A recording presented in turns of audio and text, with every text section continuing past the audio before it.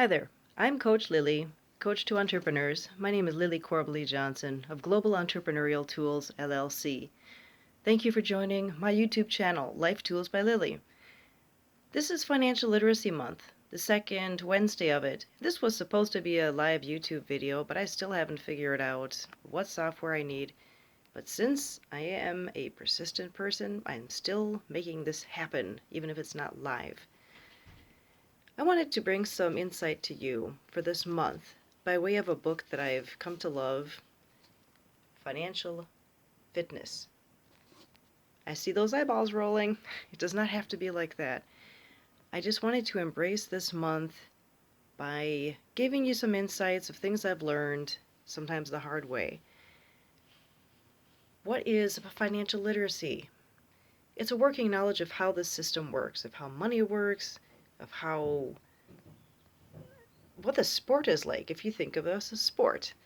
Like the offense, the defense, and the playing field, which is straight what this description was for this book, written by Orrin Woodward and Chris Brady, two debt-free, financially free men who have been great in mentoring my husband and me.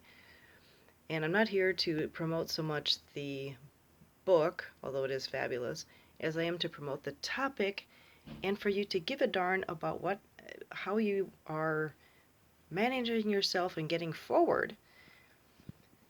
I was blessed to be able to leave my full-time job with my husband Norm New Year's Eve last year. It was amazing.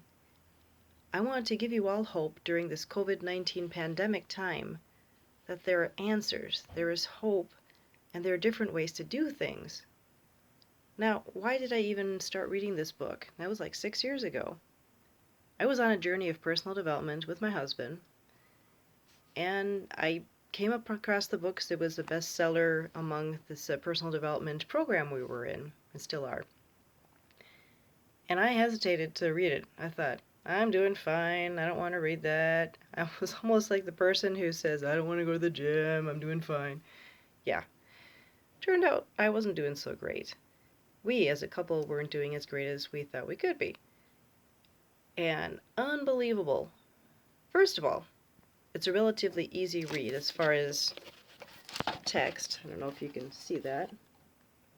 It's not like it's microscopic print. I just wanted to let you know the importance of these principles during this month, because this is the one month of the whole year dedicated to financial literacy. Don't ask me why. Maybe because taxes are usually due April 15, and with this pandemic, they're not.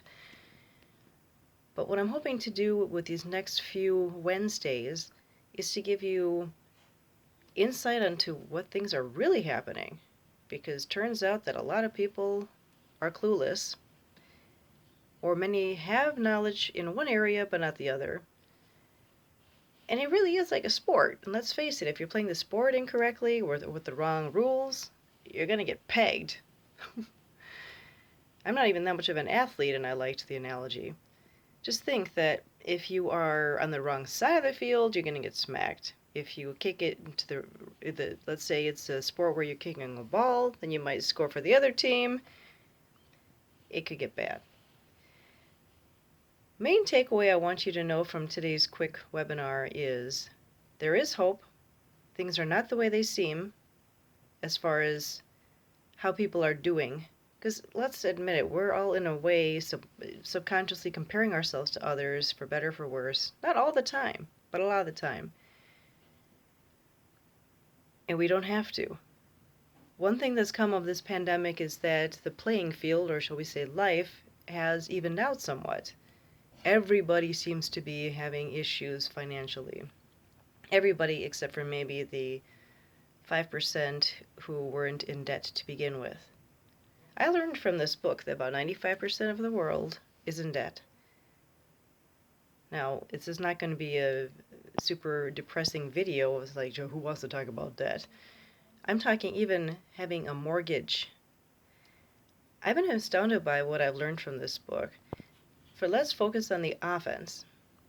That means how to earn money. Just like you kick a goal, you're trying to increase your winnings for the team, okay? Well, think of your team as the household as your team. One of the habits that I have learned that takes 15 minutes a day to get yourself ahead is reading for personal development. Now, I hear a lot of you going, I don't have time to read. I don't want to read. I hate reading. I'm exhausted. Yeah, I can relate. There was actually a time in my life that I hated reading. And I'm from a well-educated family. I just decided after college, forget it. I have spent years reading stuff I don't even care about. No. Well, I had the results of someone who didn't like to read. I didn't get promotions that often. My relationships weren't as tight as they could be. And, my vocabulary seemed to be shrinking. Why do I emphasize reading? Well, first of all, it's one of the main principles that I read about in this book as to how to do better for yourself. When you read for personal development, it's specifically people skills books to start with. About 85% of your earnings deals more with your leadership skills than with your technical knowledge.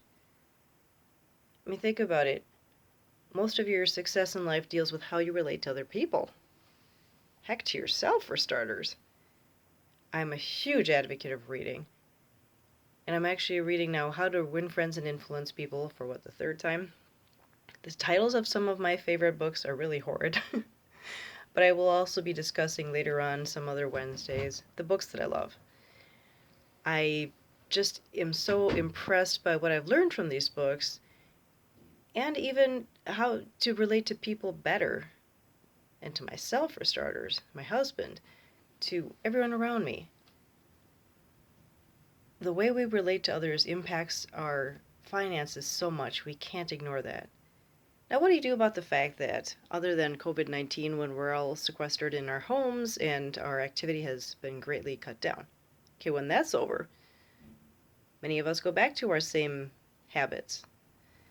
Being insanely busy, not making time for a lot of things that are important. You make time. 15 minutes a day can get you through a book in a month. Multiply that by 12 months and imagine where you'll be at the end of the year. So why don't we read? It's not exactly advertised as being super important, unless it's a literacy month, not financial literacy, just literacy, but it's usually in the sense of getting kids to read. If you're a parent, your parenting responsibility is also to be helping your kids with reading. Well, how about modeling the behavior? I can hear you already saying, I'm too tired, I'm too busy with the kids, I don't have time to read. It's part of your responsibility. And before you say, how would you know? Well, I acknowledge that I'm not a biological parent, but I have been surrounded by leadership gurus over the past 6 years. The majority have kids. And in fact, that propels them to read more with their kids, alongside their kids. They need to model the behavior they expect of their kids. If you want your kids to read, you gotta read. I'm too tired. I get it. Stand up and read. No one said you can't do that. Read aloud. That'll keep you awake. Consider even listening to an audiobook while reading. My husband has done that. No one said that you have to read for speed. Just read for transformation. Cover up the other lines below the first one if you're dyslexic or just have reading comprehension issues like I do. I'm a very slow reader. But I wanted my life to be different. In fact, I realized after having back surgery about 7 years ago that I had to change things because I was so stressed out that when I left work, I realized that I needed a much less stressful environment. Not everyone has the same environment I had, and that's not the point of this video. The point is make time to read, even if it's 5 minutes a day for starters. It's so important. It's the place to get new ideas. It will also, especially with the people skills books, it'll remind you of how to be around people, especially in this technology age when we are so phone-oriented instead of people-oriented. When you know how people tick, it is a science to it. I mean, everyone wants to feel important. That's the basic science, human need. If you're able to make a person feel important, you've hit a home run, you'll do better for yourself. The people skills books will show you how, explain how to let people feel important, to know they're important. It'll also expand your vocabulary, and it also helps you to learn to concentrate more, unlike an audiobook. Nothing wrong with audiobooks, but it's not the same as turning a page. The feeling of completing a chapter, for example, and you can't highlight an audiobook. Great readers highlight books. So that's my first tip today as to how to get ahead. Reading. And contact me or write comments under this YouTube channel and ask me for recommendations for other books, because there are 5 books that I would recommend for people skills books.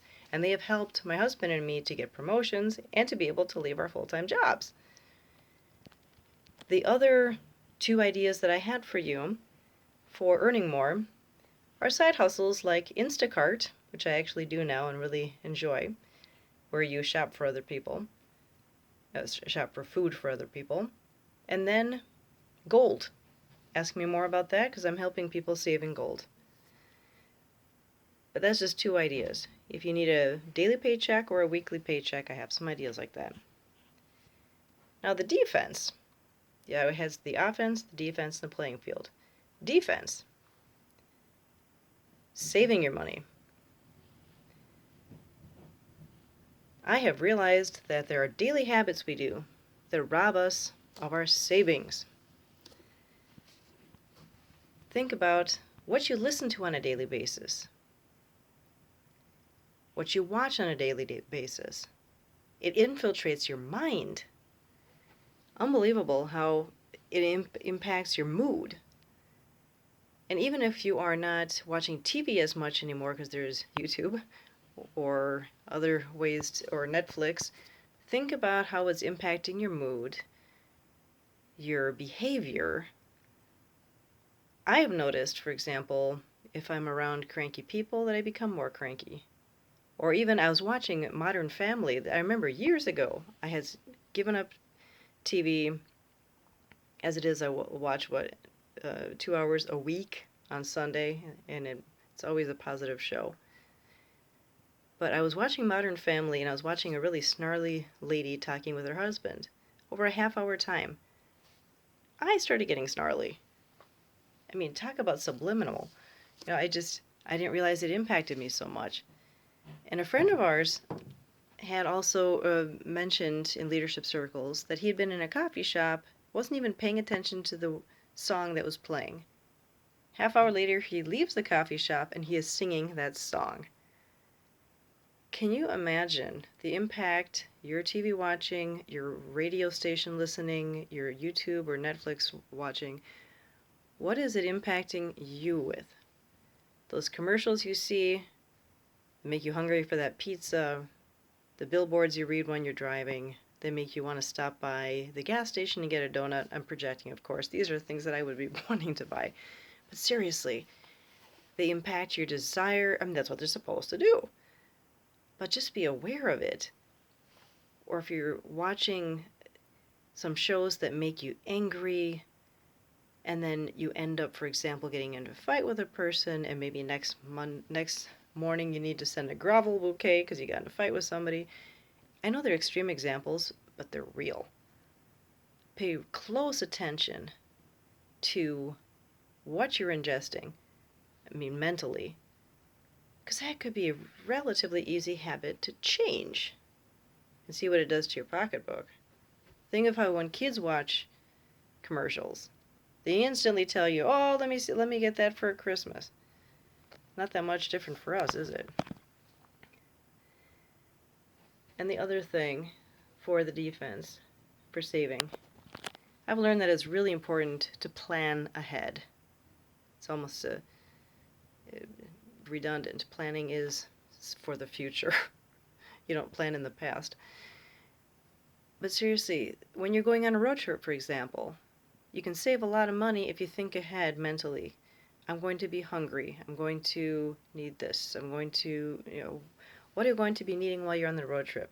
So instead of stopping at every single gas station and filling up on junk food, You plan ahead, maybe the weekend before you go on the road trip.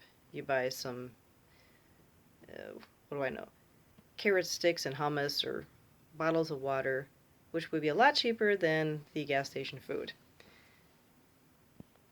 It's incredible how much money you can save if you just plan ahead a little bit. Wake up 15 minutes early. Map out your day in your mind. What will your needs be? Don't let the system rob you of your hard-earning income just because you were too busy racing around. And it's part of the trap of the society, at least with American society. We are so trained to be busy because busy equals important. We all want to be important. We're trained on just about every site of media you can imagine that the person who is the busiest wins. The person who is the busiest, it's implied, they're needed by everybody, they must be very important. Really? Do you have to be needed that badly? Slow down. The most successful people I know spend the first 15 minutes of their day planning out their day. I know no one's perfect, but it sure could save a lot of money. Just like buying stuff in the last minute, you end up paying for shipping to get someplace to get a product out sooner, and people know that. Like this last minute holiday gifts. Think of how you can defend your own money like that. Gold is also a good way to protect your money. And as far as the playing field, maybe that'll be saved for tomorrow. Or not tomorrow, next Wednesday. But just think of the different components of money. The banking system, inflation, you get the idea. But one thing to know, well, actually two things to know. The playing field has most of us trapped. The Federal Reserve, for example, I was amazed to learn, is not federal. It's not controlled by the federal government. It's actually controlled by a couple families. And there is no reserve. We have fiat currency, meaning fake, meaning, well, how do you think we suddenly pump out trillions of dollars for assistance to businesses? Because it's digital, it's not really existent, which makes the dollar even less valuable. But the good news is, those who feel like they have to put up a front that, oh, we're doing fine, really, we're doing fine, we can drop the front. I remember reading Financial Fitness Times, this periodical put together by a personal development company that showed testimonial after testimonial of all these families from all sorts of backgrounds. Physicians, attorneys, realtors, car salespeople, you name it. And the discoveries they made that, wow, we don't have to act like we have it all together because we don't. They didn't realize that having a car payment is not necessary if you save. I mean, and sometimes you have a crisis. I understand that. I understand that. Thank God for secondhand cars, and I get why people do what they do. I just was amazed at what people have gotten used to as the norm. And it was astounding when they realized, wow, I don't have to have a mortgage. I can save up and pay for a home in cash. I know that's a very limited part of the population, but I have seen it done. And what's even more rewarding is to have met people who implemented the reading, who implemented hanging out with the right kind of people to get better habits, and to learn more about where their money went, and to see them getting rid of the stress, and as a result having better relationships, and to drive around in maybe a clunky car even if they are driving to meet clients, because they know how their situation is. Their expertise maybe isn't in money, it's in selling, let's say, a home, it's in selling stocks. It's such a relief when you don't have to put on airs. Even physicians who, you think that, oh, okay, they make a lot of dough. I guess the bottom line I'm trying to convey to you is just because somebody makes a lot of dough doesn't mean they're rich. I no longer care what a person does for a living as far as impressiveness. If they treat people like wonderful human beings, that impresses me more than the supposed salary. We're all in this together. We're all doing our best. Now's the time to improve ourselves and kick butt this time. Can you imagine paying off your mortgage at the end of this month in honor of Financial Literacy Month? Oh my God. Contact me if you need help with it. I know so many people who would love to help you. This could be an amazing month, okay? Gracias por escuchar. Thanks for listening.